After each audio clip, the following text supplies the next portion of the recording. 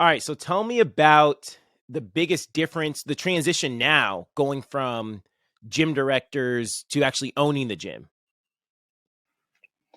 Oof, a lot more responsibility. Now you're responsible for the payroll and the taxes and the money in the back end and making sure you keep the lights on and making sure the classes are full and doing whatever you can to essentially make a profit. In Southern California, it's super expensive to rent out these lease these warehouses. So you got to make sure that you are setting yourself up for success. So I think it's just the biggest transition.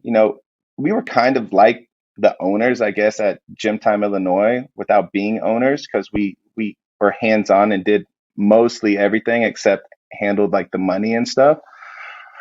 But the biggest transition I think is just, making sure that we are focused and business savvy and making sure that we're making enough money to keep the lights on and give these athletes a place to train. I think that's the biggest. We stick to the script, we stick to the formula that is has allowed us to be successful. But Hmm. there's that other component on What it is that where formula? No. I ain't telling you, dog. No, I'm just kidding. No, honestly, I'll I'll I think the biggest thing, and this is for all the coaches and directors and owners listening, is set yourself up for success at tryouts when you're placing your teams. Um, if you can do that, I feel like that's 75% of the battle. If you could set these teams up to be successful before they even start to practice. Obviously, there's variables where some athletes won't be happy with placement and they'll decide to leave or do whatever. But if you set your teams up for success at tryouts, that's 75% of the battle. Yep. No, 100%. And that's the hard part. What I really admire about your program, what you guys have done is when we were at PCM, it was very easy for me to put kids exactly where I wanted them and go, well, they quit. It is what it is. It has gotten harder being in the director role to do that as much. Like this year, I completely took myself out of the tryout. I didn't place teams at all. I went in a different room and I let the young hungry coaches who still had that dog in them. I'm like, y'all place the teams because I know y'all gonna place teams the way they need to be. I'm too much as a softie now.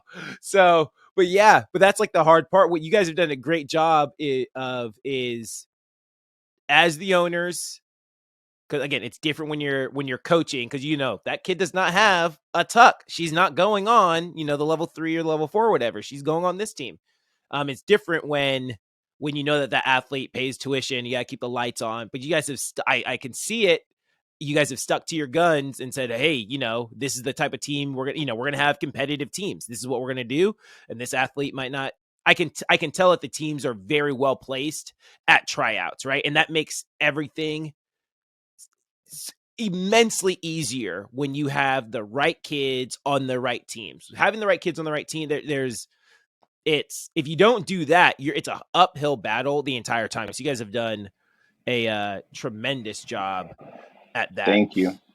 And shout out to all the parents, for trusting and believing in us because we do tend to not hold them back, but place them down towards down a little bit. And you could easily go to another program in our area and make whatever team you wanted. So shout out to the parents for trusting and believing in us and allowing us to have an impact on your kids' lives. Yeah, for sure.